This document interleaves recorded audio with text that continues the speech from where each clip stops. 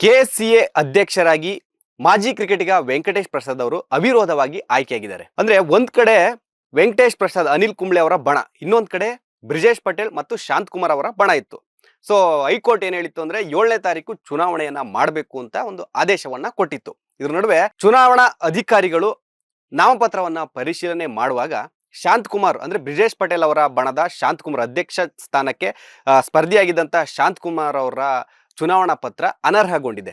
So ಇದರಿಂದ ಅವಿರೋಧವಾಗಿ ಅನಿಲ್ ಕುಂಬ್ಳೆ ಬಣದ ವೆಂಕಟೇಶ್ ಪ್ರಸಾದ್ ಅವರು ಆಯ್ಕೆಯಾಗಿದ್ದಾರೆ. ಒಟ್ಟಾರೆ 12 ವರ್ಷಗಳ ಬಳಿಕ ವೆಂಕಟೇಶ್ ಪ್ರಸಾದ್ ಅವರು ಕೆಸಿಎ ಆಡಳಿತ ಮಂಡಳಿಗೆ ಮತ್ತೆ ಎಂಟ್ರಿ ಕೊಟ್ಟಿದ್ದಾರೆ. ಅಂದ್ರೆ ಇದೇ 12 ವರ್ಷಗಳ ಹಿಂದೆ ಅನಿಲ್ ಕುಂಬ್ಳೆ ಅವರು ಕೆಸಿಎ ಅಧ್ಯಕ್ಷರಾಗಿದ್ರು. ಇವಾಗ ಅದೇ ಟೈಮಲ್ಲಿ ವೆಂಕಟೇಶ್ ಪ್ರಸಾದ್ ಅವರು ಉಪಾಧ್ಯಕ್ಷರಾಗಿ ಆಡಳಿತವನ್ನ ನಡೆಸ್ತಾ ಇದ್ರು. ಆ ಒಂದು ಮಂಡಳಿಯ ಅಧ್ಯಕ್ಷರು ಮತ್ತು ಉಪಾಧ್ಯಕ್ಷರಾಗಿದ್ರು. ಸೊ 12 ವರ್ಷಗಳ ಬಳಿಕ ಈಗ ಮತ್ತೆ ಆಡಳಿತ ಮಂಡಳಿಗೆ ಎಂಟ್ರಿ ಕೊಟ್ಟಿದ್ದಾರೆ. ಇನ್ನು ಬ್ರಿಜೇಶ್ ಪಟೇಲ್ ಅವರ ಬಣದ ಪ್ರಜಾವಾಣಿ ಡೆಕ್ಕನ್ ಹೆರಾಲ್ಡ್ ಸಮೂಹದ ಕೆಎನ್ ಶಾಂತ್ ಕುಮಾರ್ ಅವರು ಅಧ್ಯಕ್ಷ ಸ್ಥಾನಕ್ಕೆ ಸ್ಪರ್ಧೆ ಮಾಡಿದ್ರು, ನಾಮಪತ್ರ ಸಲ್ಲಿಸಿದ್ರು.